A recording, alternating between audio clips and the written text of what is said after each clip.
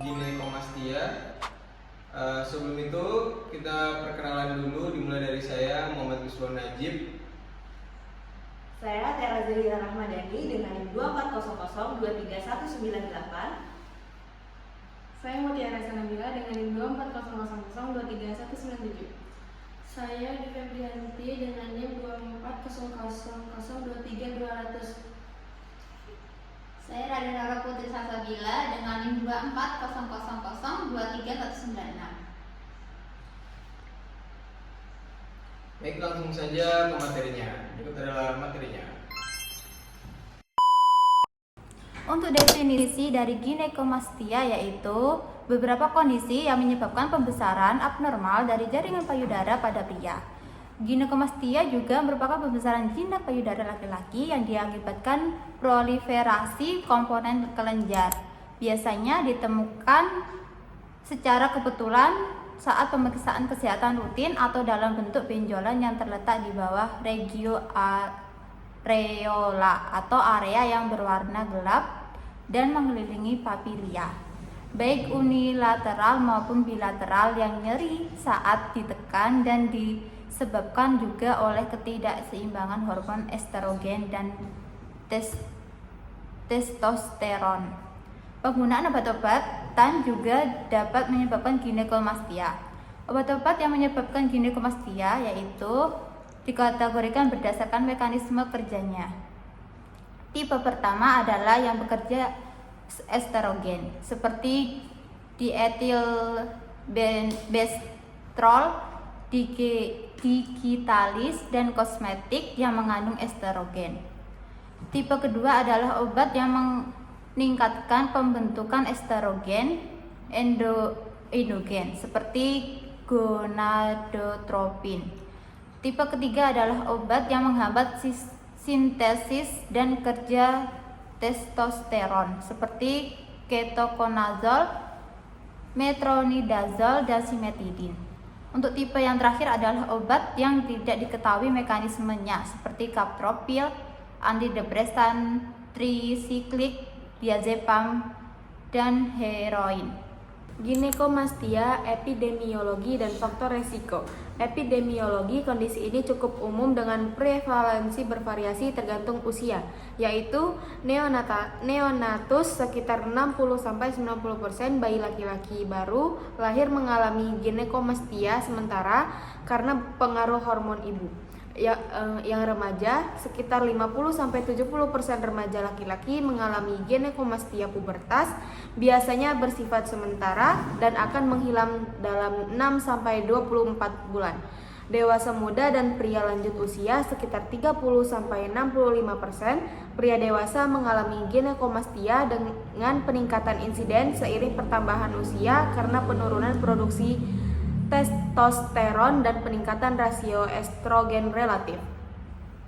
Faktor epidemiologi dan faktor resiko ginekomastia yaitu fisiologis seperti pada perubahan hormon pada masa neonatus, pubertas, dan lansia. Patologis seperti penyakit hati, sirosis yang meningkatkan estrogen, penyakit ginjal kronis. Farmakologis seperti beberapa obat yang dapat menyebabkan ginekomastia, contohnya antipsikotik dan antidepresan tertentu. Obat jantung seperti dikoksin, verapamil serta alkohol, ganja, heroin, dan steroid anabolik. Patofisiologi dan manifestasi klinis. Patofisiologi ginekomastia dipicu oleh penurunan kadar hormon androgen dibanding estrogen. Kelainan ini dapat timbul karena penurunan kadar androgen, peningkatan kadar estrogen, atau sensitivitas kelenjar yang meningkat terhadap level normal estrogen di dalam sirkulasi. Ketidakseimbangan androgen ini disebabkan karena efek stimulasi pada estrogen.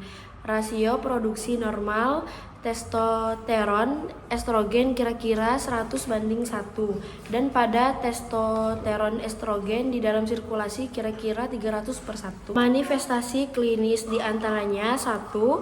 Tipe glandular merupakan tipe yang memerlukan pengangkatan kelenjar melalui tindakan bedah. Kedua, tipe fatty glandular merupakan tipe yang memerlukan pengangkatan kelenjar melalui tindakan bedah dikombinasi dengan liposuction.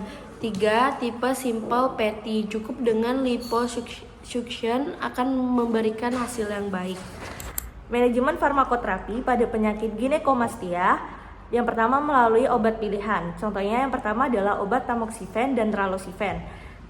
Nah, ini sebagai first line, efektif untuk nyeri dan ukuran. Mekanismenya blok reseptor estrogen di jaringan payudara. Contoh obat kedua ada anastrozol dan juga letrozol. Ini kurang efektif dibanding tamoxifen, digunakan pada kasus spesifik. Mekanismenya menghambat konversi androgen menjadi estrogen. Yang ketiga adalah obat testosteron replacement. Hanya untuk pasien dengan kadar testosteron rendah. Mekanismenya menormalkan rasio androgen estrogen pada hipogonadisme. Dan yang keempat adalah obat agen androgen sintetik. Ini jarang digunakan karena efek samping. Mekanismenya adalah menghambat sekresi gonadotropin. Durasi pengobatan efektif paling baik pada fase awal kurang dari 6 bulan sejak timbulnya ginekomastia. Respon terapi biasanya terlihat dalam 3-6 bulan. Jika ginekomastia disebabkan oleh obat, hentikan atau ganti obat bila memungkinkan. Contohnya, ganti spironolakton ke eplerenone. Tindakan lain jika obat tidak responsif adalah yang pertama observasi bila tidak nyeri dan pasien tidak terganggu, dan yang kedua adalah pembedahan atau mastektomi bila sudah lebih dari 12 tahun atau fibrotik, tidak respon dengan obat atau alasan kosmetik atau psikologis. Kesimpulan, ginekomastia adalah pembesaran jaringan payudara pada pria akibat ketidakseimbangan hormon yang biasanya tidak berbahaya dan dapat membaik sendiri. Namun, jika menetap atau mengganggu, pengobatan medis seperti terapi hormon atau operasi dapat dilakukan untuk mengatasi kondisi tersebut.